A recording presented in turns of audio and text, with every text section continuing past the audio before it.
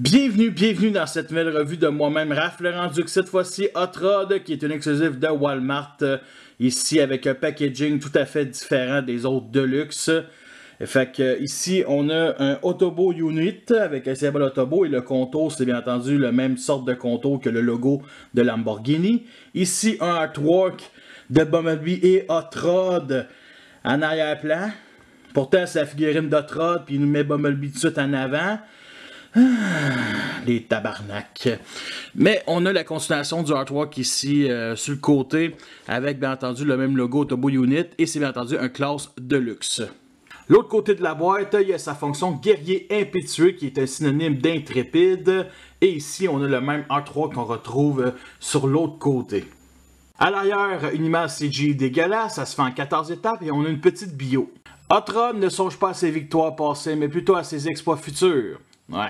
Cet lanceur guerrier fonce au combat sans retenue. Ouais. Toujours à l'affût d'une nouvelle occasion d'être un héros. Ouais. Ce n'est pas une bio pour le personnage du film, c'est une bio d'Hot Rod du film de 86. Il veut vraiment tourner le couteau dans le plaie, ces tabarnak-là.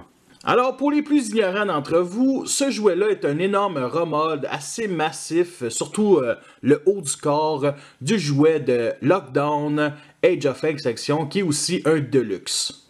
Vous voyez la différence, que je vais commencer par parler de la base, les pieds, ok, qui sont carrément pareil, le même moule. Et dans le film, Hot Rod a des pieds tout à fait différents. Fait que, tu sais, quand on voit la différence entre les deux, tu te dis, il faut qu'ils aillent à fond, puis non, ils n'ont pas été à fond pour les pieds. Mais c'est un détail que je peux passer par-dessus. Il y a aussi les tibias, qui sont carrément les mêmes, c'est juste qu'il y a différentes couleurs. Ici, on a du silver et du rouge, ce qui rend les détails magnifiques. Ici, juste un peu de silver. Alors, pour les cuisses, c'est là que ça commence à être vraiment un nouveau moule, là. Puis en plus, ils l'ont fait agrandir par les cuisses. Ici, rajouter peut-être 1 cm ou 2 cm maximum pour qu'il soit plus grand que Lockdown. Et vous voyez tout de suite la différence entre les deux. C'est magnifique, les détails. J'aime beaucoup aussi les cuisses de Lockdown, là. C'est clair, ils sont trop massifs. Et vous remarquez aussi que les roues, ici, qui ont été les roues avant, et que les roues d'Hot Rod, ben, ils sont sur les bras. Une autre différence, c'est qu'on voit un peu plus l'articulation de couleur gris plastique ici, comparé à Lockdown qui est beaucoup plus discret. Et vous voyez aussi la différence de fourche, bien entendu, c'est remodelé. Sérieusement, là, une fourche de même de couleur silver, là, c'est vraiment magnifique. Là. Sérieusement, là, c'est beau, c'est détaillé, c'est wow, ils en ont mis du budget là-dedans. Là. En tout cas, ils ont tout enlevé le silver de Bumblebee puis ils l'ont mis à Hot Rod. Là. Alors pour ce qui est du torse, ben, c'est surtout que dans le film, ils partagent un peu la même transformation. C'est que me semble que le devant du véhicule de Lockdown, on le voit beaucoup moins que Hot Rod. Hot Rod, c'est vraiment le concept de G1. Le devant du véhicule, ben, il se replie pour devenir le torse, un peu comme Sideswipe. Donc c'est un bon clin d'œil au G1. On va se dire, ça sort beaucoup mieux sur Hot Rod que sur Lockdown. Il dirait un visage de gobelin ici sur son torse. Regardez les bras de Lockdown, ok? C'est digne de classe légende et c'est un Deluxe, ok? On voit toute la partie de la portière et c'est vraiment affreux. Sur Hot Rod, là, ils ont vraiment mis du budget là-dessus. En réalité, c'est toute la partie du côté du véhicule qui se replie. Et là, il n'y a aucune pièce de trop, admettons. Vous voyez ici la main, il n'y a pas de pièce sur le côté. C'est sûr qu'il y a un énorme creux, malheureusement, que la main se replie pour la transformation.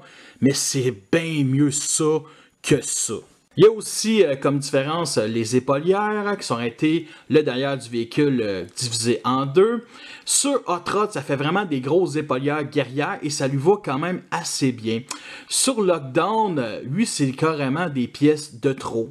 Et tous les deux partagent la même partie grise ici qui sert à plier vers l'extérieur.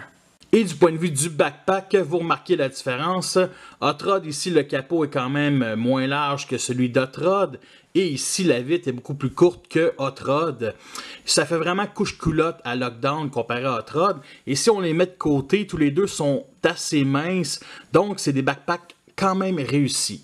Et vous remarquez aussi qu'ils partagent le même creux ici, derrière les mollets. Un petit close-up sur sa tête avec les magnifiques détails rouges, silver aussi pour la bouche et le nez. Et le semi-contour bleu autour des yeux, sérieusement, là, elle est vraiment bien exécutée. Une des plus belles des Movieverse, ça c'est clair. Et si on fait juste pivoter la tête ici, à l'arrière, sur le côté, vous remarquez qu'il y a un genre de bout de trombone noir. Et ici, vers l'extérieur, ben, c'est comme transparent. Sérieusement, c'est sublime. Il existe un seul logo Autobot sur tout le jouet et en mode robot, il est ici sur le bras. Le plus gros défaut de cette figurine-là, justement, ce n'est pas la figurine en tant que telle, c'est le fait qu'il nous vend avec aucune arme.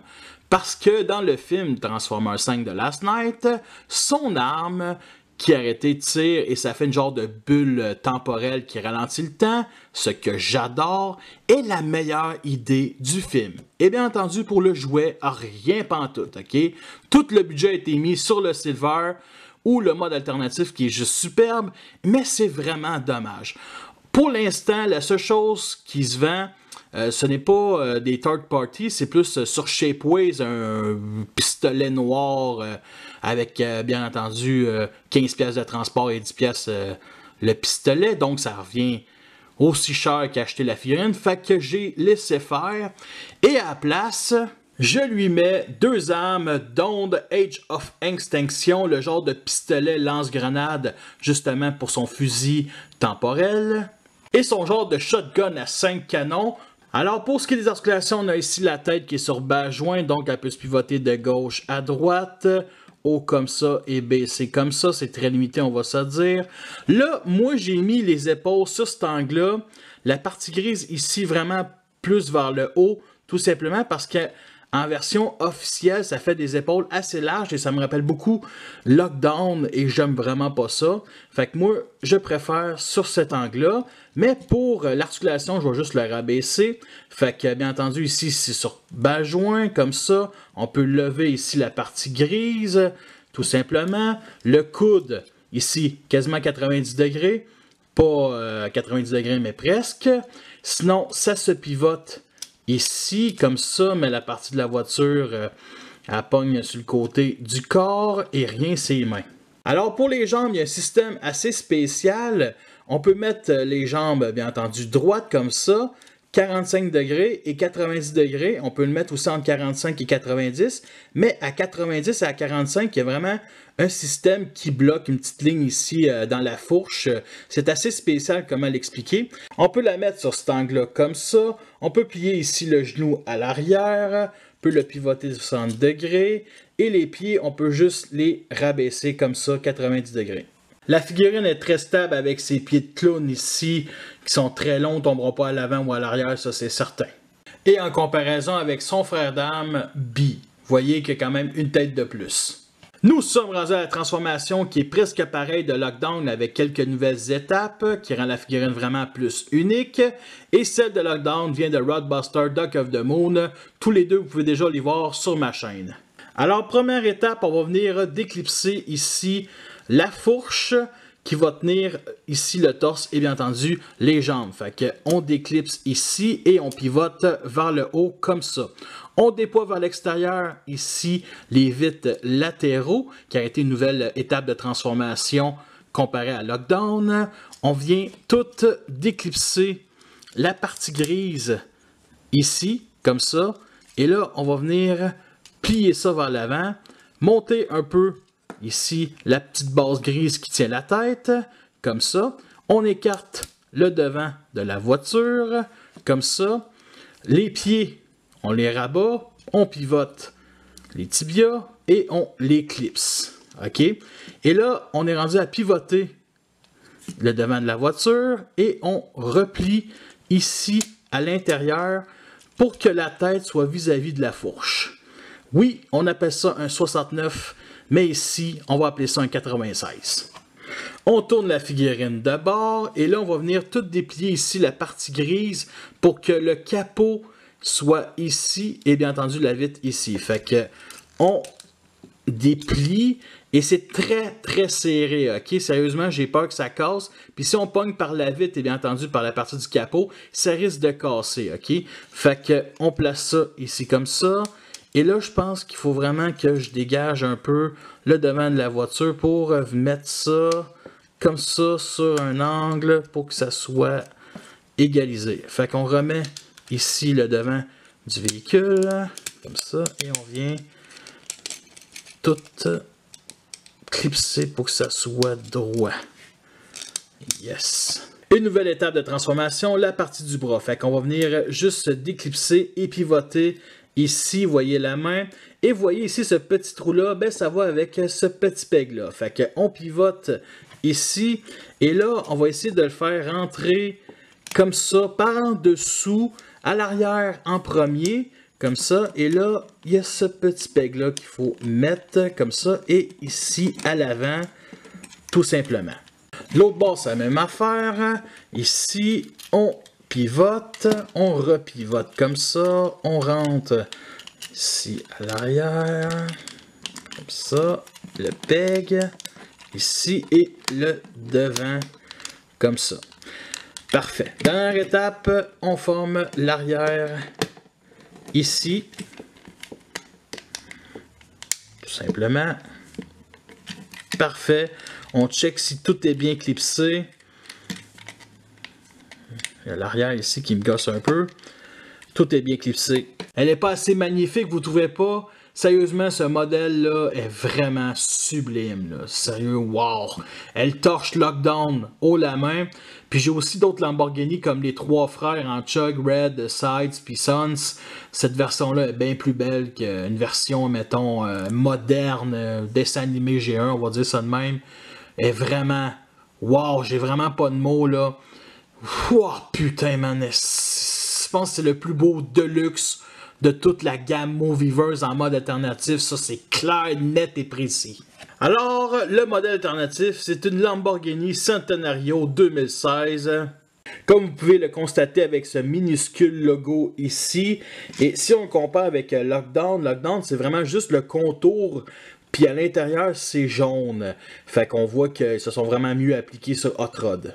Comme d'habitude, il vend avec les codes de 3 couleurs, le noir très omniprésent, le rouge qui est assez clair, sans oublier ici le silver sur la portière pour le logo Autobo, et aussi les jantes, et c'est vraiment des magnifiques détails, parce que c'est pas la première fois qu'on a une Lamborghini, Lockdown plus précisément, et Lockdown nous vendait sans les jantes de couleur silver, et on voit tout de suite la différence, lui il fait beaucoup plus jouet, qu'Hot Rod que lui fait vraiment pièce de collection. Je viens de voir des photos d'Hot Rod sur internet et il n'y a aucune partie rouge, c'est tout orange, que ce soit en mode alternatif ou en mode robot. Mais ça reste que le rouge ici sort quand même très bien, il ne faut pas oublier que c'est quand même la couleur de base d'Hot Rod dans G1, donc moi ça me dérange pas pantoute, c'est un beau petit clin d'œil. Et juste ici la fameuse ligne rouge au-dessus de la vitre, là, elle est vraiment bien exécutée, c'est magnifique, c'est unique aussi dans les jouets de la gamme. Le plus gros point négatif, tant qu'à moi, en mode alternatif, et honnêtement, c'est pas si dérangeant que ça, c'est qu'il manque des phares arrière ici. Ça aurait été parfait parce que tous les détails sont merveilleux. Même Lucky a des phares arrière peinturés. Un petit détail que j'aime beaucoup, c'est que toutes les vitres de la voiture, que ce soit sur le côté, ici à l'avant et même à l'arrière, comme ça, sont toutes de couleur noire fumée et c'est vraiment génial. Mais un petit détail que je viens de remarquer avant de faire la revue, c'est ici, les phares avant, ben, sont aussi transparents, fait qu'on peut vraiment voir. Je pense que j'ai un carton blanc, parce que si j'aurais un carton noir, j'aurais jamais remarqué. Fait qu'on voit à travers et c'est magnifique, sérieusement. C'est un jouet qui roule extrêmement bien, aucun souci, comme vous pouvez le constater. Et du point de vue d'en dessous, vous remarquez que le robot n'est pas vraiment caché. Les bras, si, on voit les jambes, les pieds, la tête et bien entendu la fourche, mais j'ai déjà vu pire.